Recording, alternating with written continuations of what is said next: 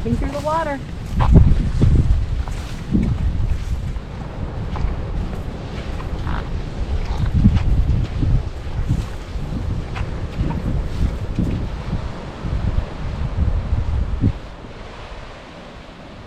So we got to the Atlantic.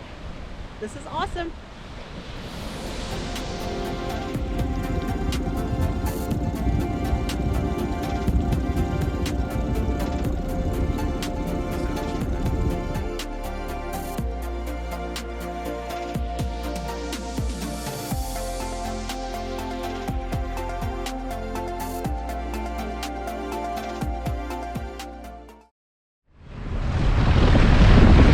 Pulled anchor at St. James City, and we are headed underway. I think it's like 8 o'clock. We slept in this morning, and it was a really nice anchorage. There's a lot of space. There's nobody else out here, but it was rough, like people said. We didn't have any fetch, which is waves coming across open water, but there were a lot of boats, and we got waked a lot. There were a couple of times that we were rocking really hard. We're headed towards Fort Myers, and we're going to go up this river here in just a few minutes. That they say there's this space called a miserable mile, and that's where it gets really, really narrow, and boats just zoom in and out of there. It's supposed to be a no-wake zone, but it's pretty rough, is what I read. And what's funny is that so we decided to stay here yesterday because we traveled on a Sunday, and we have heard that weekends are one of the no-nos. And so when we anchored, Chris said, you know, it's all not even one, let's move on. And I started looking, and I went, no, because we would have to go through the miserable mile on a Sunday, and it was already boat traffic everywhere. So we decided to spend the night where we were, anchored up, relaxed, got some cooking done, we barbecued, and then we're gonna go on Monday morning. Hopefully it's not gonna be a lot of people out on Monday morning.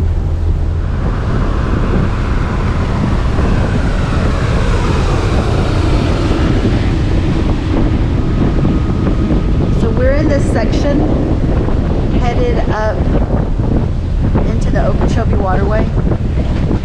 We don't know if this is the miserable mile, but we can certainly see why it would be. It is shallow. You can see the birds sitting on the shoaling there, and coming up here, there are the channel is very narrow. And they're shoaling on either side like this. Let's see the other side. Oh, well, the sun's there. But they're shoaling on this side too, and it's exactly the same. You cannot get out of the channel. So we had it on autopilot, but there's so many boats. I wasn't filming that. I was sitting there helping with the taking off of autopilot. We're going between these islands. Cape Coral is up here on our port side. There's an outgoing tide. We have not been able to get any luck with tides.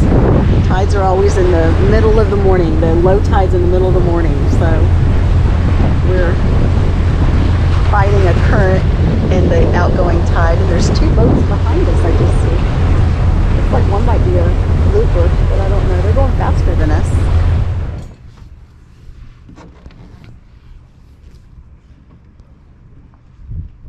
We are on the Okeechobee waterway, and we got through the Franklin lock.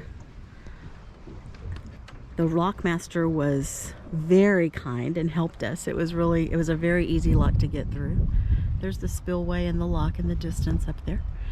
And we decided to just pull over to the side. They keep saying that we could anchor anywhere on the Okeechobee waterway as long as we're not in the middle of the channel. So that's what we did. There's a little cove here. There's some houses that go around the end there. It's enough space at the front. I think he said it's 9 feet at the front of the opening here, and about 4 feet where we dropped our anchor. So we dropped anchor and set it and pulled back on it. So it's very pretty. There's some houses. They were just out in the country here. I think it's Olga is the name of the closest town. And then they're across here from a little wilderness area. I don't know if this is I think it's an island. A little island here. So it's very pretty. We don't have a lot. We haven't had a lot of boats come by. And they close the lock at 5 o'clock, so we assume there's going to be even fewer then.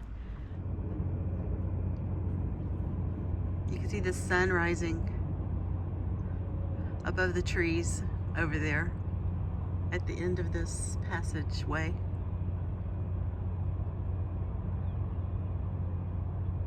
In the fog.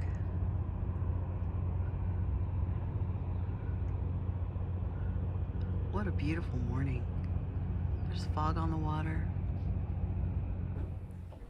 We went through 2 more locks and ended up at Roland Martin's Marina in Clewiston, Florida. It was a nice little marina. They had a great tiki bar. It was good food. We stayed there 2 nights and we ate at the tiki bar a couple of times, and they had good drinks. They had good food, had wings, were very good there. And it's a nice facility. They have nice bathrooms. They have laundry. I don't know if we did laundry there. I don't think we did laundry there, but they did have they had a good laundry room there. Yeah. And they had a nice facility. They had like a gift shop there with t-shirts and stuff. And it was kind of set up for, bass tournaments that they had. I took a little walk down the wall dock, or whatever you want to call it, at Roland Martin. And there's a lot of big boats there while we were there. A couple 50-footers, 60-footers. There was almost one that was 70. I was surprised that it even could fit into the lock that we came through to get in there. He told me, I talked to the captain, he said he had 6 inches on either end of the boat inside the lock, which you can see. See that flashing red light there in front of Miracle is the entrance to the lock that takes you out into the lake.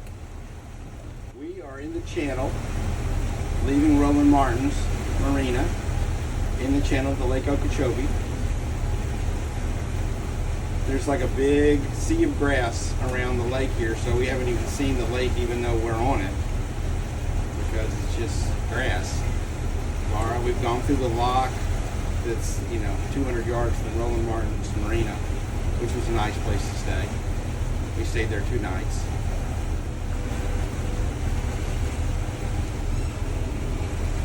And there's the open lake and the channel across the lake, which I'm told not to get off the channel because there's a lot of rock piles that aren't marked. So if you start freelancing a little bit, you don't have good charting, you could bust a prop. But we're staying in the channel. It's 25 miles across, 26 miles, something like that. So we predict 2.5 hours. Right now, it is flat calm out here. It's beautiful. And we're ending our trip across Lake Okeechobee. We can see the lock. We're coming up on it. The Port Mayaka lock is there in the distance. Not too far distance. Up here. This is flat calm. What a gorgeous day. We couldn't have picked a better day to cross Lake Okeechobee. And once we got through the Port Mayaka lock, we went to Indiantown Marina. And we stayed there for 4 nights, I believe. It was a nice little marina. Very pretty. So the swing bridge is swinging. We met another couple at Indiantown Marina. We had passed them up crossing the Okeechobee, and she posted a picture of our boat as we passed. She posted it on the Great Loop Facebook page. And I had somebody that follows us say, "Oh, Adventures Aboard Miracle, is this you?" And I was like, "Yes, that is us." So we ended up meeting them and had drinks with them at the marina that first night. And they left, I think, yesterday morning after all the wind died down. And they're in a little sailboat. But they are at a marina at a state park that's up here right before we get to the lock. So hopefully I'll be able to wave to them as we go by. A lot of times there's like a stoplight to let you know, red light to stop, green light to go. But I don't see the stoplight. And there's no, this one's not manned. This one is remotely controlled. We had to call to get it open, and they did answer and said there was a train coming and they would open it when the train passed. The train passed, like I said, it was that Amtrak. And then and then it opened a few minutes later, I guess it started opening. I didn't have my camera out for the Amtrak train, but it was short. It was probably, it was 2 engines and 4 passenger cars, and that was it.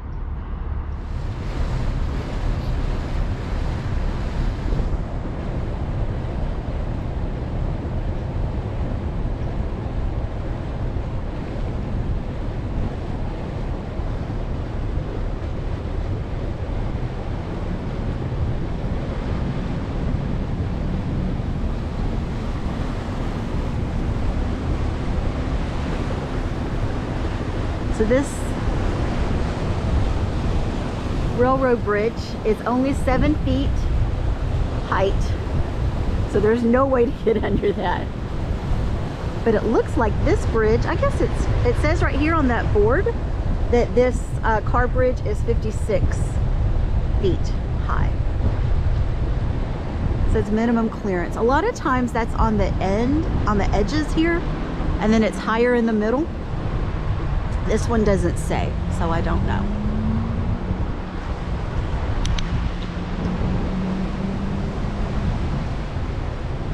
Little twin span.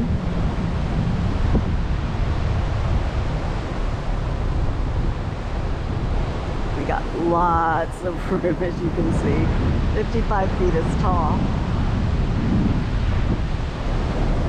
All right, and we are on our way. We're going to Stuart, Florida today. We waited for that railroad bridge a little while ago, and basically that's what this is. Doing the loop is just moving along slow and enjoying the view as it goes by. All these waterways are predominantly industrial, I feel, but recreational boaters still use them. We just passed a shipyard a minute ago, or a marina that was full of workboats. Haven't seen any moving, but they're here. We've got about 20 miles to go, and we'll be at the Hog Anchorage, and that'll be the end of this rural part of the trip for a while, because once we get up here to St. Lucie, it's nothing but houses and boat docks and hotels and restaurants and bars and waterfront neighborhoods. It's full-on city all the way down the East Coast, from here all the way to Miami. And we're going to sort of feel out this East Coast. This has been kind of the worrisome part for me of this trip. Laura was worried about going through New Orleans and all the bridges and locks there, because we didn't have much experience back then. And she worried about all the shallow water, along with me. But really, I'm worried about this next section, because there's going to be endless boats, endless marinas, endless acreages and mooring fields, and there's going to be very few options for going to a marina or going to the mooring fields. There's a bridge that's broken between St. Lucie and Lake Worth, which is where we're heading to try to stage ourselves for going to the Bahamas. And because of that, there's lots of boats on either side of the bridge that are in a big holding pattern in mooring fields and marinas and anchorages waiting for this bridge to be fixed. So there's a big, I don't know what the word is, a big traffic jam, marine traffic jam waiting for this bridge to open. So we're entering into the back side of a big mess, it looks like. We can get under the bridge, but other people can't. That's the alarm telling us that we are going to go under those power lines over there and make sure you got plenty of room underneath, which we do. Those things are 85 feet up. So I'm worried because to get ready to go to the Bahamas, we need to get our mail sent to us, which we have some packages waiting back in Houston to get them forwarded. And we need to stock up on food and water and fuel for the Bahamas, and then sit around and wait and not use it all up waiting for a chance to get across the Gulf Stream. So the next week I'm worried about. Maybe 2 weeks.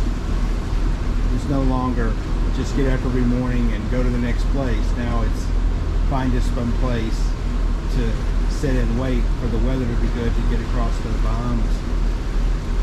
So we haven't done that yet. We haven't ever had to wait any place really and be on the boat while we were waiting. We were in Bay St. Louis, Mississippi for a week or so because of bad weather, but you know, that was a lap of luxury there. The beautiful marina and nothing but restaurants and bars and entertainment. And then we were a few days in Pensacola, same thing. We were a few days in Panama City, same thing. We stayed for a while in Tarpon Springs, but that was also, you know, nice because we got to explore Tampa and Clearwater and St. Petersburg, and not to mention Tarpon Springs. And so, but now I don't know exactly how this next little bit's going to go. It's a little bit different, but the adventure continues, I guess. That's how you got to think about it.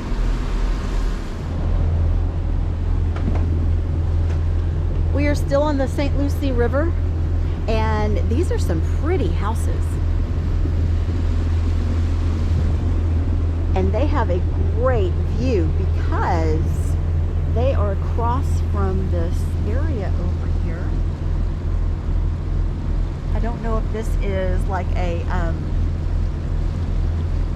park, but it's not been developed at all. So they've got a beautiful view. They're right on the river. They're close to the Atlantic.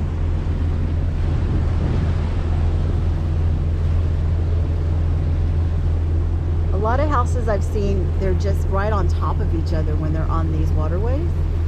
And these have nice big yards, beautiful docks, beautiful boats.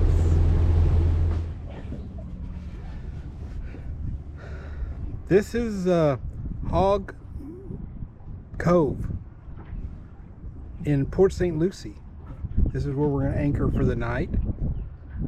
This is due south, and that is the east. And the wind is blowing from the east right now, but it's supposed to come around to the southeast. So I'm hoping we'll have enough protection here. But I'm not sure you can have a bay that's any prettier than this. This is beautiful. Some big houses. Oh, here's somebody skiing. Oh, he fell down. Big houses.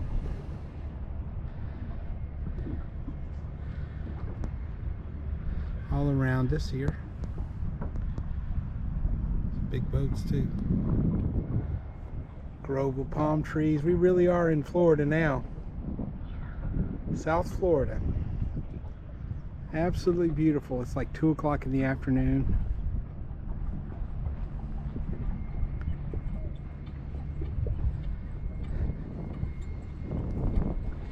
Every day you have a new backyard. You know I love sunsets, and here's another pretty one. In the morning, we're going to pull anchor and head south to Peck Lake. We've been told they have easy access to a beautiful, secluded beach.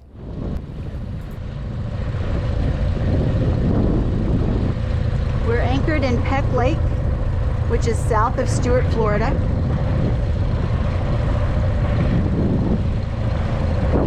We are going to this little barrier island, going to that beach. There's a lot of boats in this anchorage, or at least a lot for us. Usually we're the only people in an anchorage, so.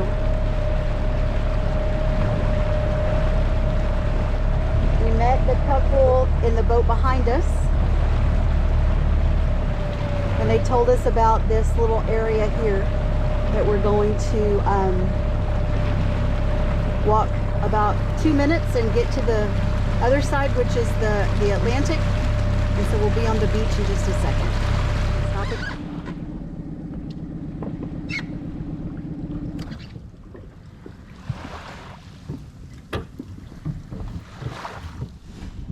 So we brought our dinghy to this little barrier island, and we're crossing it right now. Hopefully the beach is right over here, because we walked through some mangroves, and so now we're getting close.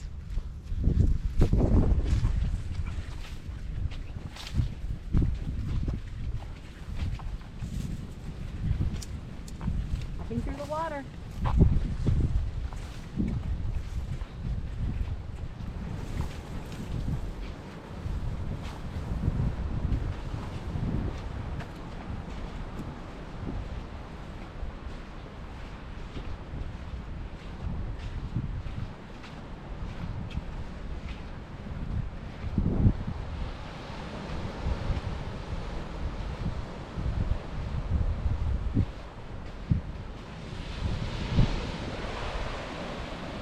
So we got to the Atlantic. This is awesome. There's these pretty birds here on the beach. They have yellow beaks and like a little toupee coming off the back of their head. I don't know what kind of birds these are.